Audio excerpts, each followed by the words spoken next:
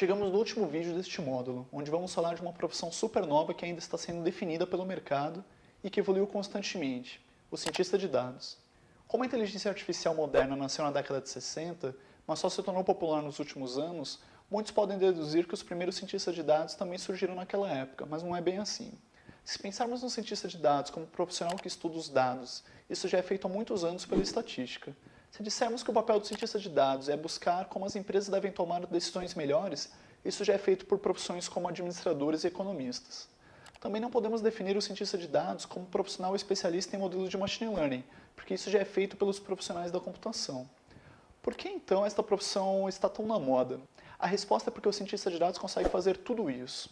O cientista de dados atua tanto como um analista de negócios quanto como um estatístico com conhecimentos de programação, capaz de criar algoritmos de machine learning para automatizar os processos de decisões na empresa, e nenhuma das formações citadas anteriormente era completa o suficiente para assumir tantas funções. A má notícia é que são muitos conhecimentos diferentes para um único profissional, por isso é tão difícil achá-los. Mas a boa notícia é que para as empresas o que realmente importa é a área de ciência de dados, e não necessariamente o profissional cientista de dados. Portanto, muitas vezes não precisamos de um único profissional com todas essas qualificações, quando podemos montar um time multidisciplinar que juntos tenham todas essas características juntas.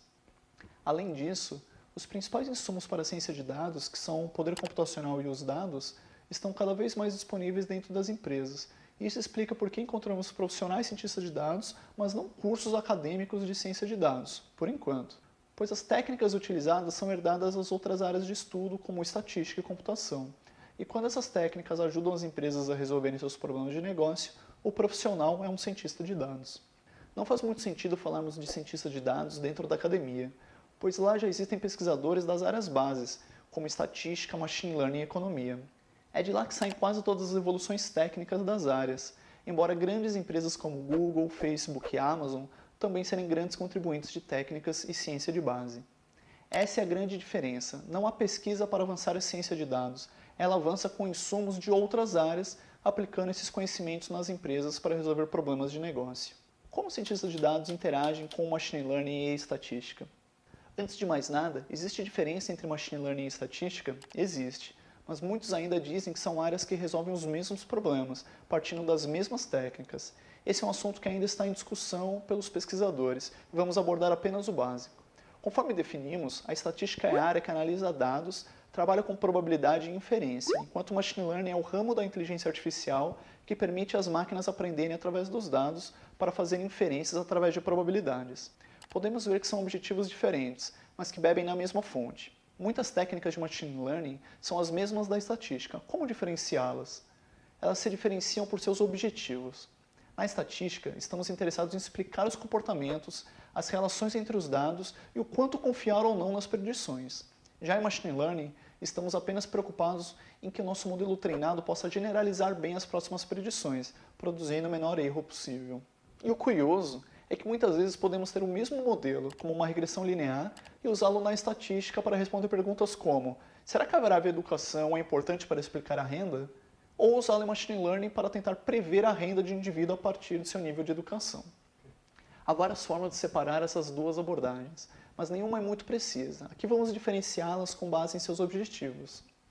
Tanto a estatística quanto o machine learning são para a ciência de dados o que a matemática é para a engenharia, ou seja, elas fornecem o arcabouço teórico e as ferramentas para serem utilizadas pela ciência de dados, visando a resolução de problemas nas empresas. Assim, o cientista de dados tem um arsenal enorme de diferentes técnicas, algoritmos e abordagens, e cabe à experiência do profissional entender a hora de usar algo como a abordagem mais tradicional da estatística, onde a principal vantagem é a interpretabilidade do modelo, ou algo mais black box, que chega em previsões frequentemente melhores, ou seja, a capacidade de transformar inputs em outputs minimizando os erros é maior, mas não é possível interpretarmos tão bem o que o modelo faz por dentro. Não se preocupe se não ficou tão claro, pois voltaremos nesse assunto nos próximos módulos. As outras profissões que existem e que estão nascendo em torno da ciência de dados. Já conhecemos diversos profissionais que podem trabalhar em conjunto para formar um time de ciência de dados. Entre eles, estatísticos, desenvolvedores, economistas, analistas de negócios e o cientista de dados. Mas há outros profissionais bastante importantes que se relacionam com essas áreas, que vale a pena entender. O analista de Business Intelligence, ou BI, Esse é o profissional que faz a ponte entre as tabelas de dados das empresas e as informações gerenciais. Utiliza ferramentas de BI como Power BI, Tableau e ClickView. Precisa saber fazer consultas de banco de dados e lógica de programação, mas sua principal habilidade é a de negócio. Esse profissional é o primeiro a perceber quando os números não estão bem, pois ele é o dono dos dashboards gerenciais. Engenheiro de dados.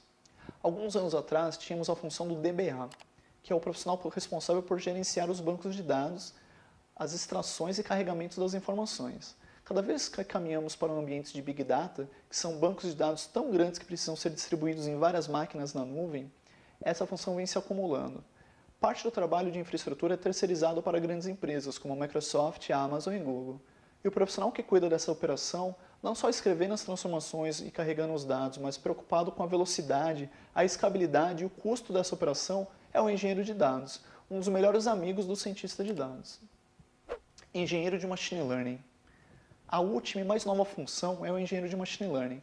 Essa profissão foi a última a ser criada porque os problemas que ela resolve vêm do trabalho dos profissionais citados anteriormente. Conforme as empresas vão criando modelos, elas passaram a perceber que as etapas de criação eram apenas o início do trabalho e que existe muita coisa depois para manter esses modelos performando bem e entregando valor para os negócios. O engenheiro de Machine Learning tem um conhecimento parecido com o cientista de dados, porém é menos focado em modelagem e mais focado em desenvolver um software em produção. Por exemplo, um cientista de dados seria o principal responsável por traduzir um problema de negócio, como qual produto recomendar para um cliente, em uma modelagem que fosse capaz de resolver esse problema. Já um engenheiro de Machine Learning pegaria esse modelo e integraria com o restante da plataforma da empresa, mantendo a integridade e a qualidade das previsões. Todas essas definições do papel do cientista de dados ainda não estão plenamente consolidadas, mas representam o que a maioria das empresas ao redor do mundo e as mais avançadas empresas brasileiras já praticam, e provavelmente ditará o que todas as outras farão no futuro. Essa foi a última aula do módulo 1 e termina as nossas definições e papéis dentro das áreas de ciência de dados. No próximo módulo, vamos utilizar esses conceitos para entender como identificar oportunidades de uso de ciência de dados e inteligência artificial dentro das empresas.